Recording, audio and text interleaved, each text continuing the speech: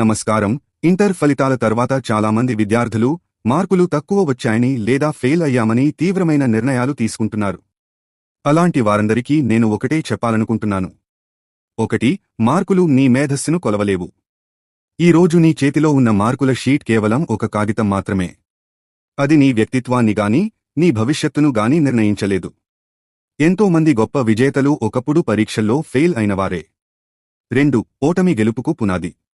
ఒక పరీక్షలో తక్కువ మార్కులు వస్తే మళ్లీ రాసి గెలవడానికి అవకాశం ఉంటుంది. కాని ప్రాణం తీసుకుంటే ఆ అవకాశం ఎప్పటికీ రాదు.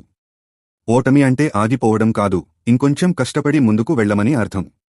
3. మీ తల్లిదండ్రుల గురించి ఆలోచించండి. మీ నాన్న పడే కష్టం, మీ అమ్మ చూపించే ప్రేమ, వీటన్నింటికంటే ఆ మార్కులు ఎక్కువ? వాళ్లకు కావాల్సింది మీరు సాధించే ర్యాంకులు కాదు, మీ చిరునవ్వు. మీరు పక్కన ఉంటేనే వాళ్లకు ధైర్యం.